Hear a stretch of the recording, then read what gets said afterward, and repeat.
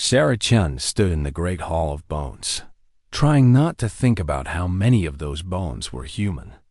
The dragons had built this place from the remains of their conquests, a reminder to anyone who entered that resistance was futile.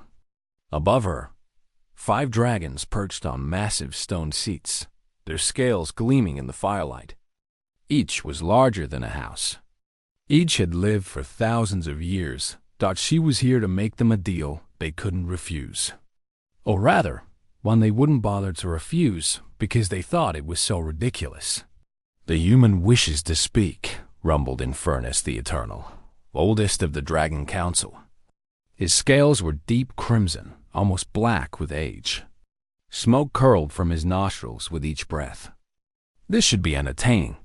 3 years ago, Sarah had fallen through a rift in space while studying dimensional anomalies in her lab on Earth. She'd arrived in a world where dragons ruled absolutely, where humans lived in scattered tribes, always moving, always hiding, always dying. The native humans had accepted their place in the world.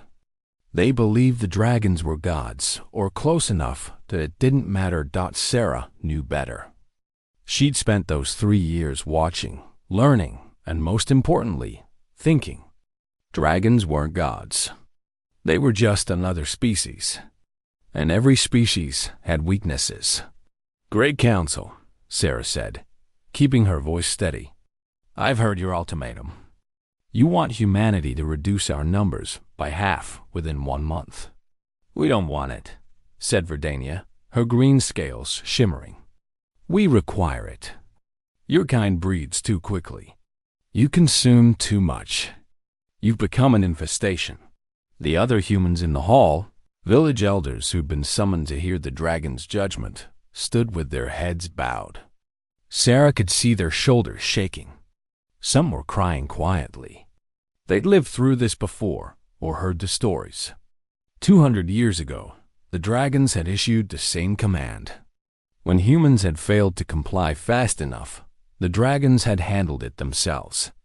10,000 villages had burned in a single week. "I have a counter-proposal," Sarah said. The dragons shifted, suddenly more interested. Humans didn't make counter-proposals. Humans begged, or accepted, or died. "You dare," began Scorthax, a young dragon with golden scales. "Let her speak," Infernus interrupted. "I want to hear what kind of proposal a human thinks we might accept." Sarah pulled out a small device from her pocket, something she built from salvaged materials and her own knowledge. It was crude, barely functional, but it would serve her purpose. She pressed a button, and a holographic image appeared in the air between her and the dragons. It showed a spiral galaxy, slowly rotating. The dragons leaned forward slightly. They'd never seen technology like this before. "Where I come from," Sarah said, "my people have learned something important. The biggest threat to any dominant species isn't another species. It's themselves. Specifically, it's stagnation. When you're at the top with no competition, you stop growing. You stop adapting. You become frozen in time. What is your point, human?" Verdania asked, though her tone was more curious now than angry. "My point is that you have a problem, and you don't even know it. You've been the apex predators of this world for 10,000 years. You haven't had to change, to evolve, to improve. You're magnificent, but you're also stuck. And eventually, that's going to be a problem for you." "Absurd," Scorthax spat. "We are perfect. We need no improvement." "That's exactly what I mean," Sarah said. She turned off the hologram. "Give me 1 year. Let me work on what I'm calling the dragon problem. If I fail, humanity will submit to the culling without any resistance. Every human will cooperate. You won't have to burn a single village. We'll do it ourselves. And if you succeed?" Infernus asked. There was something in his ancient eyes, something that might have been amusement or might have been interest. "If I succeed, you'll understand why you need to change your relationship with humanity. Not because we'll threaten you, but because you'll see a better path forward." The dragons looked at each other. Sarah could see them communicating somehow, perhaps telepathically. The human elders behind her were whispering frantically, probably thinking she'd gone insane. Finally, Infernus laughed. It was a sound like thunder rolling across mountains. "This is the most entertaining thing that's happened in centuries," he said. "Very well, human. You have 1 year. Not because we believe you'll succeed, but because watching you try will be amusing. When you fail, remember that you promised cooperation. We will hold your entire species to that promise." "I won't fail," Sarah said. "They all say that," Verdania murmured as Sarah turned to leave. Infernus called out to her. "Human, what is your name?" "I like to remember the names of interesting creatures." "Dr. Sarah Chun." "Doctor," Infernus repeated, tasting the word. "A title of learning in your world, yes? Tell me, Dr. Sarah Chun, what makes you think you can solve a problem in 1 year that your species hasn't solved in 10,000? Sarah paused at the entrance to the hall. She looked back at the massive dragon, at his confident posture, at the absolute certainty in his expression that he would win because he'd always won. "Because I'm not from this world," she said. "Where I come from, we learned a long time ago that the biggest isn't always the strongest. And the strongest isn't always the smartest. And smart beats everything else, given enough time. You've just given me time." She walked out before they could respond. Behind her, she heard Infernus laughing again, and the sound followed her all the way out of the hall. The human elders caught up with her outside. Elder Marcus grabbed her arm, his face pale. "What have you done?" he demanded. "You've doomed us all. You can't solve this." "No one can. The dragons are unstoppable." Sarah gently removed his hand from her arm. She looked at all of them, these people who'd been beaten down for so many generations that they couldn't imagine winning. "The dragons are unstoppable because you believe they are," she said. "I need to show you something. All of you. Come with me." She led them away from the hall, away from the city of bones, out to the caves where she'd been living and working for the past 3 years. Inside, she'd set up what she called her lab, though it was primitive compared to what she'd had on Earth. On a table in the center of the cave was a dragon scale. She'd found it in a molting site months ago. Next to it was a device she'd built, humming quietly with energy. "Watch," she said. She activated the device. The air around the dragon scale shimmered, and the scale lost its luster. It became dull, ordinary, just a piece of dead keratin instead of something magical and nearly indestructible. What did you do?" Elder Marcus whispered. "I turned off its magic," Sarah said. "Just in a small area, just for a short time, and it drains the power cell quickly. But I did it. That scale is connected to the magical field that all dragons use. I found the frequency, and I disrupted it." She turned to face them all. "The dragons think they're gods. They think they're unstoppable. But they're just animals with access to a natural phenomenon they don't even understand. They use magic instinctively, like birds use flight. But I can study it. I can measure it. I can manipulate it." She let that sink in. "In 1 year, I'm going to build a world where dragon magic doesn't work. Not everywhere, not forever, but enough. Enough to show them that the age of dragon dominance is ending. And to show them that the age of dragon dominance is ending. And then I'm going to offer them something better than conquest. I'm going to offer them a partnership." "They'll never accept it," said Elder Sarah, an old woman who'd lived through 3 dragon cullings. "They will," Sarah said, "because by the time I'm done, they'll understand that humanity's greatest weapon isn't strength or magic. It's that we never stop learning. We never stop adapting. We never stop improving. The dragons stopped evolving 10,000 years ago. We haven't, and that's going to make all the difference. She looked at each of them in turn. So here's my question for you. Are you going to help me end the Dragon Age, or are you going to let them cull half our people because you're too afraid to try? One by one, they nodded. The work began that night. 6 months passed like water through fingers, each day bringing Sarah closer to her deadline and further into territory no human had ever explored. She'd spread her message to 17 different human settlements. Always careful, always moving at night, always staying ahead of dragon patrols. The network grew. Blacksmiths who'd only ever made simple tools learned to work with complex alloys. Farmers who'd spent their lives worried about the next harvest began studying the mathematics Sarah taught them.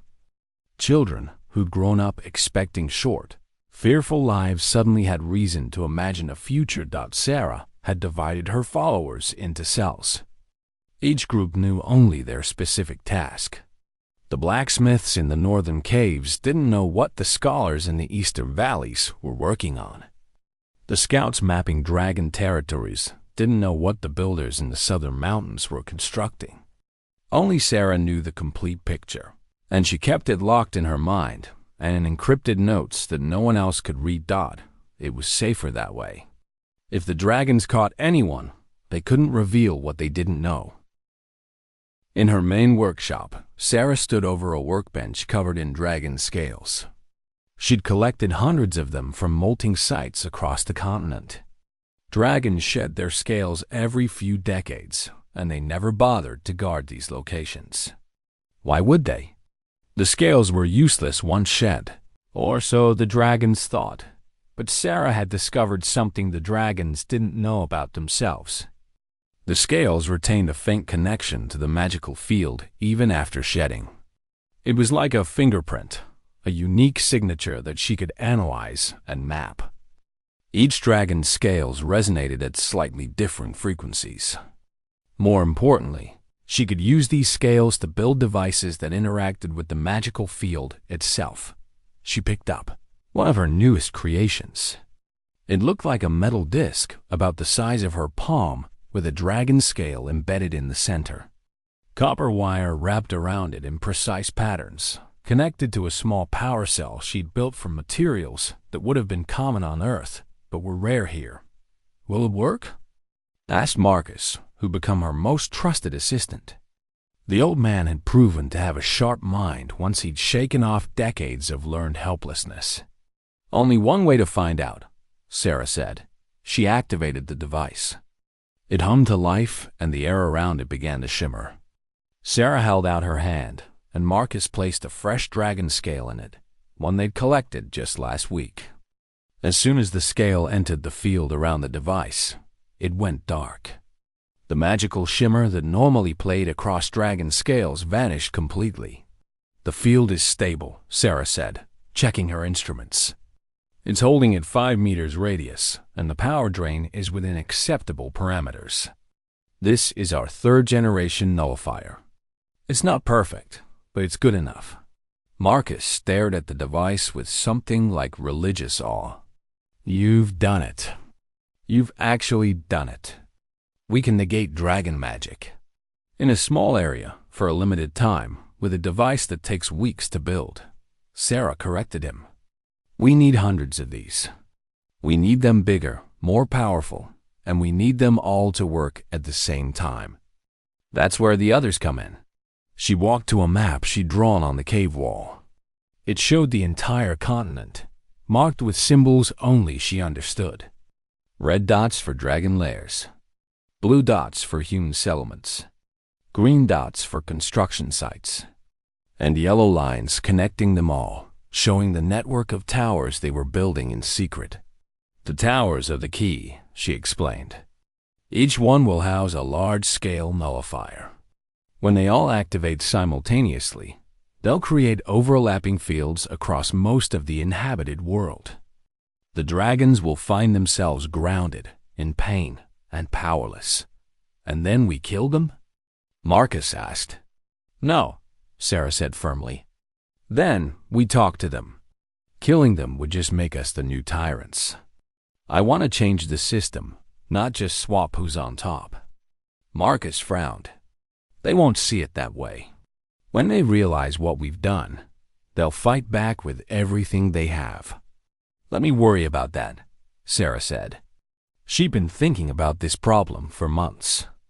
The dragons had to be defeated, but they also had to be convinced. It was a narrow path to walk, but it was the only one that led to lasting peace. A runner arrived at the cave entrance, breathing hard. It was young Maya, one of the scouts. "Dr. Chun," she gasped. "We have a problem. Infernus is coming. He'll be here within the hour." Sarah's blood went cold. "Did he see the construction sites?" "I don't think so. He's been making visits to you every few weeks. I think this is just another one of his talks." Sarah relaxed slightly. Infernus had indeed been visiting her regularly, always alone, always claiming he wanted to see how her impossible project was progressing. She'd realized early on that the ancient dragon was bored. When you'd lived for 12,000 years and ruled absolutely for most of them, entertainment became rare and precious.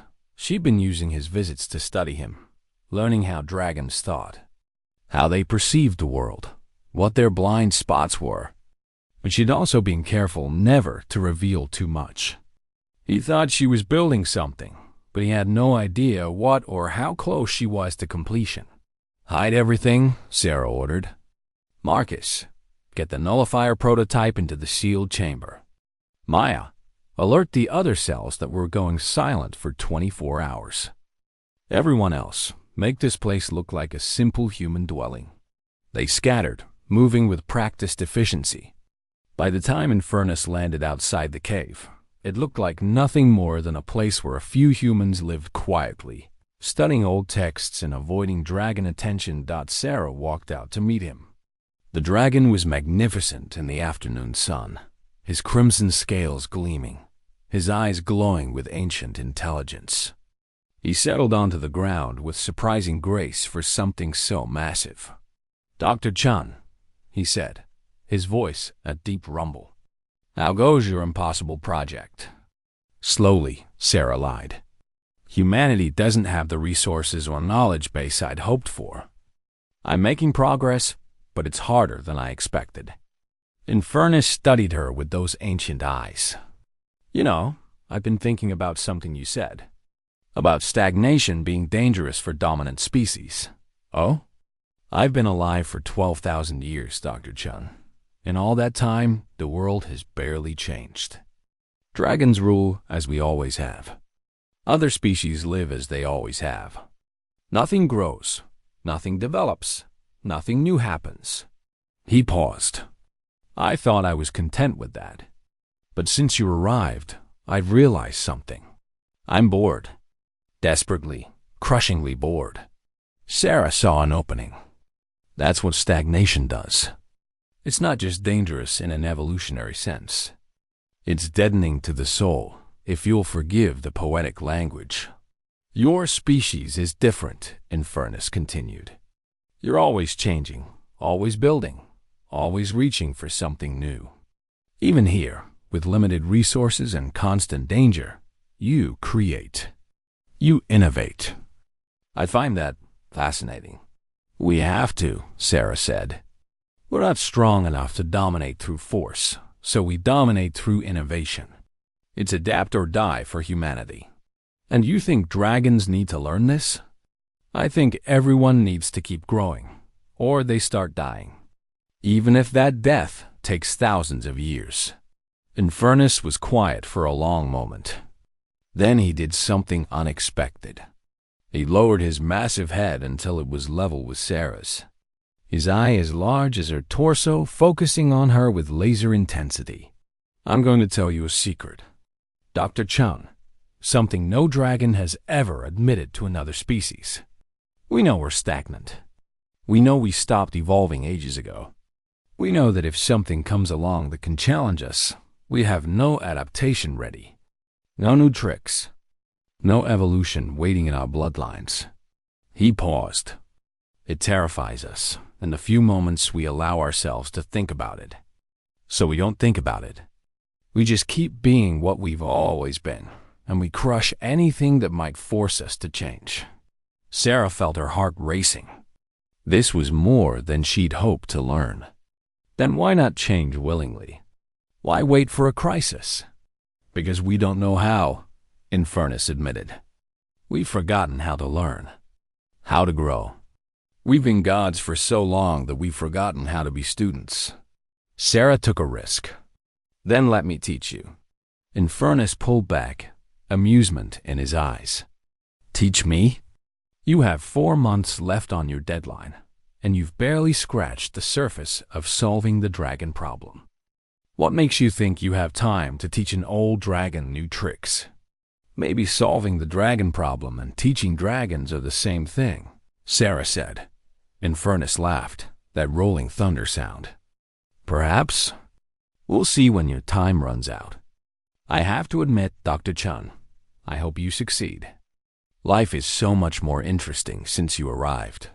He spread his wings and launched into the sky, the downdraft nearly knocking Sarah over. Marcus emerged from the cave once the dragon was gone.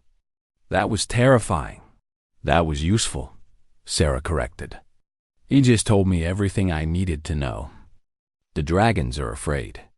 They hide it under arrogance and power, but they're afraid.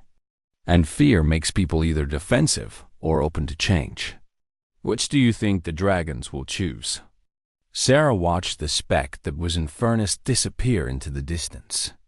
That depends on how we present the change. We need to make sure they see cooperation as strength, not weakness. We need to make them understand that what we're offering isn't surrender. It's evolution. Can we do that in 4 months? Sarah turned back to the cave, her mind already racing through calculations and plans. We're going to find out. Get everyone back to work. We have towers to finish building. 3 weeks remained when everything came together. Sarah stood in the central command cave, surrounded by maps and communication devices she built from salvaged materials. Representatives from 47 human settlements waited for her signal. Across the continent, 63 towers stood ready, disguised as watchtowers or religious monuments or simple stone structures that no dragon would look at twice. Each tower housed a large-scale nullifier. Each was connected to the others through a network of carefully placed relay stations. And each was waiting for Sarah to throw the switch that would change the world forever. But first, she had one more thing to build. The most important thing. She called it the Harbinger, and it had taken her months to design. It was part communication device, part historical archive, and part insurance policy. If things went wrong, if the dragons chose extinction over cooperation, humanity would at least preserve everything the dragons had been. Sarah had spent the last year secretly recording every dragon she encountered. Their conversations, their histories, their culture, their magic. She'd studied them more thoroughly than anyone in history. And she'd saved it all in the Harbinger, a massive data storage device that would broadcast everything simultaneously to every tower in the network. Is it ready? Marcus asked, looking at the device. It was larger than she'd wanted, roughly the size of a small cart, but it would work. As ready as it'll ever be, Sarah said. She ran her hand over the smooth metal surface. Inside was everything she'd learned, everything she'd recorded, everything that would prove to the dragons that she'd never meant to destroy them, only to change them. Dr. Chun called Maya from the entrance. The dragons have called a gathering. They want all human elders to come to the Great Hall in 3 days. They're going to announce the culling procedures. Sarah felt her stomach tighten. 3 days early. They're getting impatient. What do we do? Marcus asked. Sarah looked at her maps, at the network of towers, at the faces of the people who trusted her with their lives and their future. She'd hoped for more time to refine the systems, to triple-check everything, to make sure nothing could go wrong. But time was a luxury they no longer had. We move now, she said. Send the signal. All towers activate in 24 hours simultaneously. Tell everyone to be ready. The next day passed in a blur of final preparations. Sarah personally checked every communication line, every power cell, every backup system. She couldn't afford a single failure. If even one tower went offline, it could create a gap in the network the dragons could exploit. As the sun set on what might be the last day of the Dragon Age, Sarah made her way to the Great Hall of Bones. She went alone, as she'd always intended. If this failed, if the dragons decided to end humanity rather than accept change, at least the others would have a chance to scatter and hide. The hall was packed with dragons. Not just the 5 council members, but dozens of others. They perched on every available surface, their scales creating a rainbow of colors in the firelight. Sarah had never seen so many dragons in one place. It was beautiful and terrifying in equal measure. Infernus spotted her and seemed surprised. "Dr. Chun, I didn't expect you to attend. This gathering is for announcing the culling procedures to your elders." "I know," Sarah said, walking to the center of the hall. "But before you make that announcement, I wanted to give you my final report. You gave me 1 year to solve the dragon problem. I'm a little early, but I'm ready to present my solution." The dragons shifted, suddenly attentive. Verdania leaned forward. "You're claiming you succeeded?" "I'm claiming I'm ready to demonstrate what I've learned," Sarah said carefully. "This should be amusing," Scorthax said. "Please, enlighten us. How has one human solved a problem that has existed for 10,000 years?"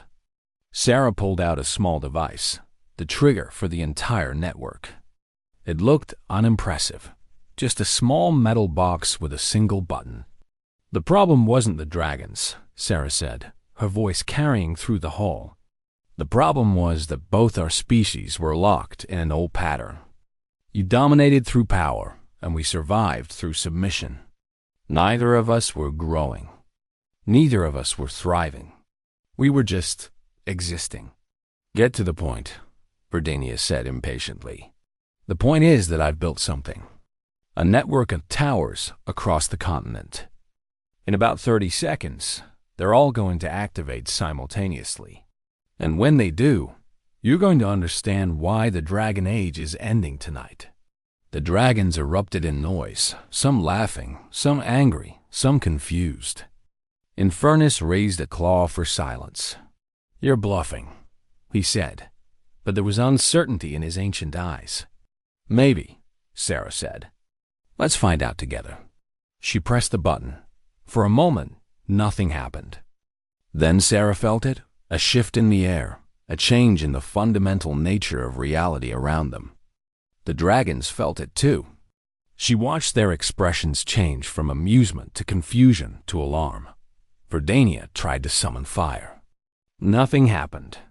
Scorthax tried to levitate. He remained firmly on the ground. All around the hall, dragons were discovering that their magic simply didn't work anymore. "What have you done?" Infernus demanded, his voice still powerful even without magic. "I've created null magic zones across the entire continent," Sarah said calmly. "Right now, every major dragon lair, every human settlement, every important location is covered. Your magic doesn't work in these zones. You can't fly. You can't breathe fire. You can't use telepathy or shape-shifting or any of the abilities you've relied on for 10,000 years. Several younger dragons roared and charged at her. They were still large and dangerous, but without their magic, they were also slow and predictable. Sarah had positioned herself near a narrow exit. She ducked through it before they could reach her, and the dragons were too big to follow through the small opening. "Stop!" Infernus commanded, and the charging dragons halted. The ancient dragon looked at Sarah with something that might have been respect. "You've neutralized us." "Temporarily," Sarah said. "The towers will run out of power in about a week if I don't recharge them. But I can recharge them. I can keep them running indefinitely. Or I can turn them off right now and we can go back to the way things were. Why would you give us that choice? Verdania asked. If you can defeat us, why not just kill us? Because that's not solving anything, Sarah said. That's just revenge. And revenge doesn't build a future. She activated another device, and the Harbinger's holographic display appeared in the air above them. Images began playing, showing dragons in their daily lives, their conversations, their histories. It showed the beauty of dragon culture, the depth of their knowledge, the richness of their traditions. For the last year, I've been recording everything I could learn about you, Sarah said. Not to use against you, but to preserve. Because even while I was building weapons that could neutralize your power, I was also making sure that if anything happened to your species, your culture wouldn't be lost. You matter. Your history matters. Your knowledge matters. The dragons watched the images in silence. Sarah saw emotions she'd never seen in dragons before. Surprise, confusion, something that might have been gratitude. I don't understand, Scorthax said quietly. You could have just destroyed us. Why preserve our culture? Because destroying you would make humanity the monsters, Sarah said. And because you have something valuable. 10,000 years of knowledge, of magical understanding, of history. That's precious. It would be a crime to lose it. Infernus looked at her with his ancient eyes. What do you want from us, Dr. Chun? I want a new age, Sarah said. Not the dragon age and not the human age. Something better. A partnership. You have knowledge of magic that humanity can't access. We have technology and innovation that you've never developed. Imagine what we could build together. You're asking us to give up our dominance, Verdania said. I'm asking you to trade dominance for growth, Sarah corrected. You told me yourself that you're stagnant. Here's your chance to start evolving again. Not through competition or war, but through cooperation. And if we refuse? Scarthax asked. Sarah took a deep breath. Then I leave the towers running, and the Dragon Age ends with dragons becoming just another species sharing the world. You'll live, but you'll never fly again. Never use magic again. You'll be shadows of what you were. That's a threat, Verdania hissed. It's a consequence, Sarah said. But it doesn't have to be the consequence we choose. We can choose something better. Infernus was quiet for a long moment. Then he laughed, that same rolling thunder sound, but there was something different in it now. Not amusement at a lesser creature's antics, but genuine appreciation of a worthy opponent. You magnificent creature, he said. You've outthought us, outplanned us, and outmaneuvered us. And then, when you had us completely defeated, you offered us partnership instead of destruction. Is that a yes? Sarah asked, hardly daring to hope. It's an acknowledgement that you've won, Infernus said. But whether it's a yes depends on what this partnership looks like. Talk to us, Dr. Chun. What exactly are you proposing? Sarah smiled and began to explain her vision for a new world. One where dragons and humans work together instead of against each other. Where both species could grow and learn and build something neither could achieve alone. The Dragon Age was ending. But something better was beginning to take its place. The negotiations took 3 days. Sarah had turned off most of the tower network as a show of good faith, leaving only a few key locations covered. The dragons could fly again, use their magic again, but they'd felt what it was like to lose those abilities. That memory would shape everything that came after. They met in a neutral location, a wide valley that had once been contested territory between dragon factions centuries ago. Sarah brought Marcus and a dozen other human representatives. The Dragon Council came with their advisors and several younger dragons who were curious about this new world being born. The territories need to be clearly defined, Verdania insisted. They were discussing the practical details of coexistence. Dragons need space where our magic functions at full strength. Space where we can fly without worry. Agreed, Sarah said, marking areas on a map she'd spread across a large, flat stone. But humans need assurance. The dragons won't use those territories as bases for raids or attacks. We need borders that both sides respect. And what ensures that humans won't simply rebuild your tower network and try to cage us permanently? Scorathax asked. He'd been the most resistant to the changes, but even he was coming around. Mutual benefit, Sarah said. If we work together, both our species advance. If we fight, we both lose. It's that simple. Nothing is that simple, the golden dragon grumbled. Actually, it is, Infernus said. He'd become Sarah's unlikely ally in these negotiations, the ancient dragon using his influence to sway the others. Dr. Chen is offering us something we haven't had in millennia. Purpose, challenge, growth. We were dying of boredom and stagnation. This partnership gives us reason to be more than we were. Sarah pulled out a proposal she'd written during the first night of negotiations. Here's what I'm suggesting. We establish the academy, a place where both dragons and humans can teach and learn from each other. Dragons teach magic theory, history, and ancient knowledge. Humans teach science, technology, and innovation. We create the first generation of both species who grow up seeing each other as partners instead of enemies. You want our children? Verdania asked sharply. I want our children to have a better future than we did, Sarah corrected. And that means they need to learn from each other. Think about it. A dragon who understands scientific principles could revolutionize magic. A human who understands magical theory could build technologies that blend both. Together, we could achieve things neither species can do alone. And who leads this academy? Asked Elder Marcus, speaking up for the first time. Who ensures one side doesn't dominate the other? A council, Sarah said. Half dragon, half human. All decisions require agreement from both sides. And I'll lead it initially, until we have people from both species trained to take over. Why you? Scorathax challenged.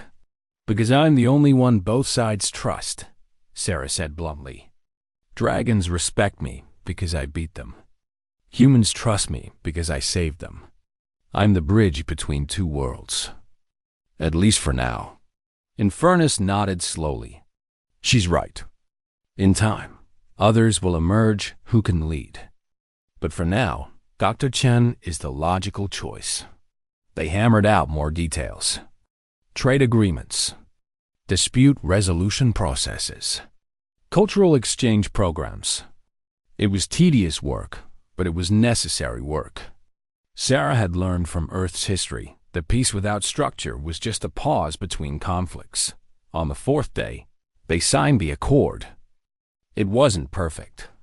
There were compromises on both sides that no one was completely happy with.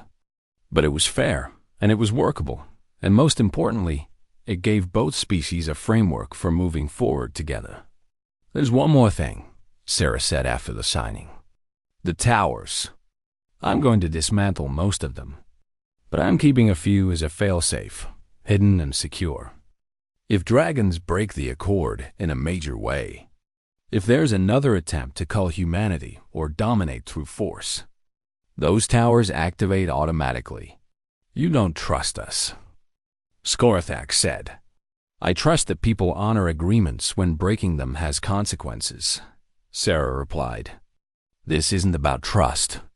It's about accountability. And it goes both ways. If humans break the accord, dragons have the right to respond. But everyone knows the rules now. Everyone knows what happens if we go back to the old ways. Peace through mutual assured consequences, Infernus mused. How very human. How very practical, Sarah corrected. The academy opened 6 months later. It was built in that same neutral valley, a massive structure that combined human architecture with dragon aesthetics. Towers reached toward the sky, while open courtyards gave dragons space to land and move. Libraries held books and scrolls from both cultures. Workshops contained tools for both science and magic. The first class had 40 students. 20 humans ranging from children to adults who wanted to learn new skills. 20 dragons, mostly younger ones, who were curious about the world beyond their traditional roles. They were awkward together at first, uncertain how to interact with former enemies. But curiosity is a powerful force. The human students were fascinated by magic, by the way dragons could manipulate reality through will and understanding. The dragon students were amazed by technology. By the way, humans could achieve similar results through logic and engineering. Sarah taught the first combined class herself. It was basic stuff, an overview of both magical theory and scientific method, showing how they weren't opposites, but different approaches to understanding the same universe. Magic is instinctive for dragons, she explained, standing in front of a class that included both species. You feel the flow of energy, and you shape it with your will. But science is about understanding why that works. If we can figure out the principles behind magic, we can teach it, improve it, maybe even let humans access it. A young dragon named Amber raised her claw. But humans can't use magic. You don't have the right biology. We don't have the right biology yet, Sarah corrected. But if we understand the mechanisms, maybe we can build tools to bridge that gap. Just like I built tools that could block dragon magic. If I can block it, maybe I can channel it too. She could see the minds working, both human and dragon, as they considered possibilities that had never existed before. This was what she'd wanted. Not just peace, but progress. Not just coexistence, but collaboration. 10 years passed. The academy flourished, producing graduates who were equally comfortable with circuit boards and spell matrices, who could discuss quantum physics and magical resonance theory in the same breath. Some of them began developing hybrid technologies that combined both disciplines, creating wonders that neither humans nor dragons had imagined before. The first successful human-piloted flight apparatus used dragon-scale resonance chambers to achieve levitation without requiring the pilot to have magic. Dragons helped design it, excited by the challenge of teaching humans to fly.